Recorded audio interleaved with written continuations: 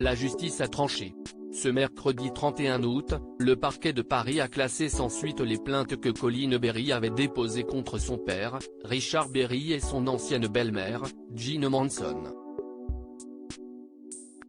Dans les colonnes du Monde en janvier 2021, elle révélait avoir déposé une plainte contre le comédien pour des faits de viol ou d'agression sexuelle incestueux, et de corruption de mineurs.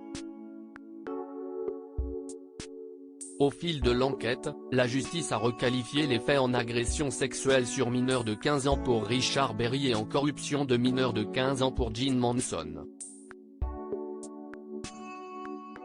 Des mois après, le parquet de Paris a classé sans suite la plainte de Colline Berry pour prescription, les faits dont elle les a accusés remontant aux années 1980.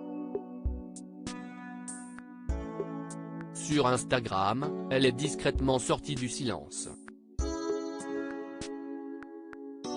Colline Berry a d'abord publié une capture d'écran d'un article du Monde, sur l'affaire Duhamel, qui avait reconnu avoir sexuellement agressé Victor Kouchner, son beau-fils.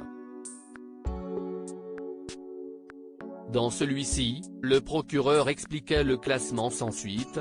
Ce motif de classement est retenu lorsque les faits révélés ou dénoncés dans la procédure constituent une infraction qui aurait donné lieu à poursuite de la part du parquet si le délai fixé par la loi n'était pas dépassé. Colline Berry a ensuite publié la réaction officielle de son avocat, Maître Patrick Klougman. Colline Berry a dénoncé les faits effroyables qu'elle a subis dans son environnement familial pendant une grande partie de sa jeunesse, en sachant parfaitement qu'il était prescrit, réagissait son conseil. Je salue la décision du parquet, qui après une enquête longue et minutieuse, prend acte de la prescription et les estime ainsi suffisamment caractérisées et donc vraisemblables.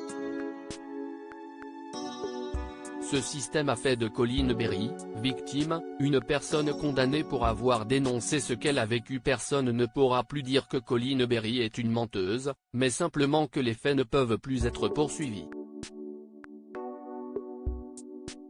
Colline Berry a trouvé en face d'elle un système remarquablement puissant orchestré par son père pour l'interdire de parole.